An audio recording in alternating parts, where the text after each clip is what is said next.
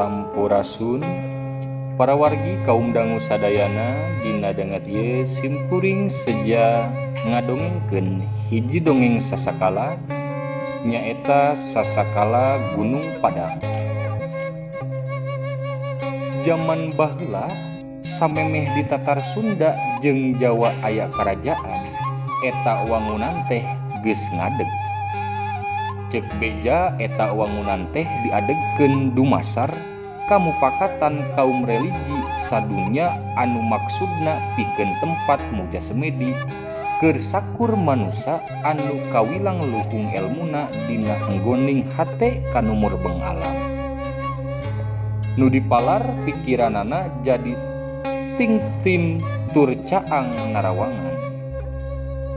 Pangna diwangun di tempat eta iwal ti meunang ngitung-ngitung oge dijadikeun tetengger munculna hiji daratan tina beungkeut laut anu kiwari disebut Pulau Jawa.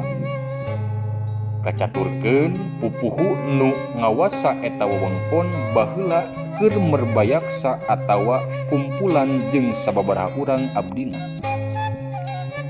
Pok eta pupuhu teh nyarita sorana gentem agem wibawaan.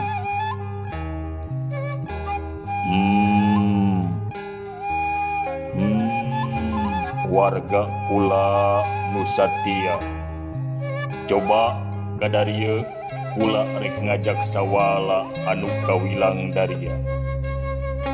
Para abdi marunjungan bari nyebutkeun ngaran dirina sewang-sewangan. Cek nusa urang, kaula nuwun sim kuring kuru lembu nyanggakeun sembah pangabaktos mugi katampi. Ditempas ku nusa urang deui. Kakantun sim kuring oge lagina suta nyanggakeun pangabaktos. Nu ngaku ngaran Ki Kadawal tur Ki Kidiwil oge kinoledna mung kaliwat nyambung catur. Sim kuring Kadawal di LSM lingkungan nuk harirup nyangakeun semah pangabaktos. Kuring Kikidiwil di LSM Seni Tradisi Seren Baktinun. Kinoledna anu pangawakana ngajungkiring lirbang barongan nembrong ngomong. Wah amba noledna di Baghdad nagrina dongeng 1001 bawewengi nu kawenta carita Udin jeung Jin. Wah Ki Kadawal nyempad pokna. Hei, wanoledna abong bangsa Badawi ari dongeng ti Baghdad mah Aladin jeung Jin. Udin jeung Jin mah ti Gunung Kidul. Noledna Kinoledna nembal embung eleh pokna. Bangsa hamba teh eta ngan salah empon. Pupuhu nyambung deui caritaanana. Pangbakti andika sakabeh katarima ku kula. Kuru lembu tumanya. aya pikir saeunaon nun pangna ngempelkeun abdi-abdi sadaya. Pupuhu ngajawab. Ieu geura ieu tempat teh diwangun dumasar kamupakatan Balarea. Tur di wewengkon ieu pisan maksad kula kahiji ieu tempat teh jadi tetengger ku ayana daratan anu pohara lega. Anu samemeh mah sagara tah nu mimiti muncul ke alam caang teh pan wewengkon ieu pisan jeung sabudereunana. Anu kaduana ieu wangunan teh dijieun pikeun puncakna. Nu muja semedi matak di dieu puncak wangunan teh iwal ti rempeg pakakasna. Oge diembohan ku waditra gamelan nu dipala sangkan anu sakur anu muja semedi leuwih antep. Maksud kula ieu wangunan teh can dibere ngaran. Naon kira-kira sangkan balarea gampang nyebutna? Lagena Suta ngajawab, Pawirasim kuring mah ieu tempat teh disagedengeun pangpayuna muncul ka alam caang.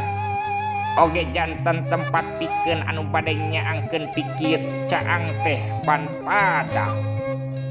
Kumaha wangunan teh dinamian Padang? Kuru Lembu ngebrehkeun ka panujuanana. Leres pisan eta hiji ciri anu sae anu liana oge nandeskeun ka panujuanana geura. Akul. Panuju. Amba ge sepakat ceuk hinolena. Tapi Ki Kadawal nyempat,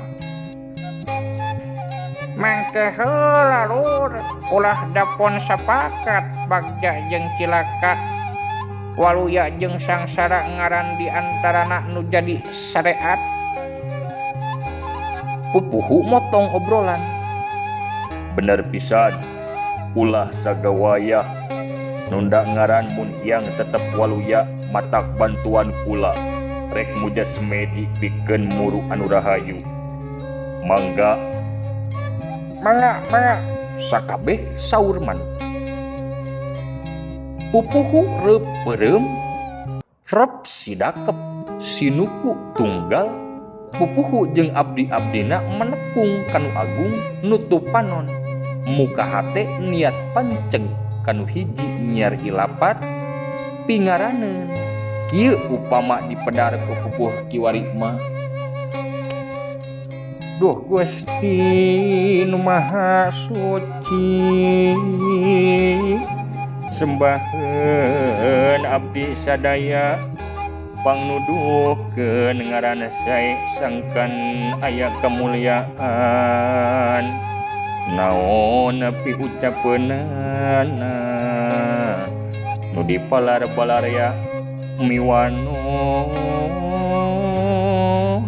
gampil nyebatna. Sang geus tilu peuting katompernakeun ti eta wangunan aya cahaya anu ngagebur pating barasat pating burinyai. Peuting nu jempling tur poek mengkleng diganti ku langit nu jadi caang Padang. Masyarakat sabudeureun eta wewengkon ibur pada daratang pikeun nyaksian kajadian anu langka. Peuting nu poek mongkleng kasilih ku caang Padang. Tah ti wanci harita sakumna masyarakat nyebut eta patempatan wangunan Padang. Sabada jadi ruruntuk tur jadi gunung, ngaranna diganti jadi Gunung Padang.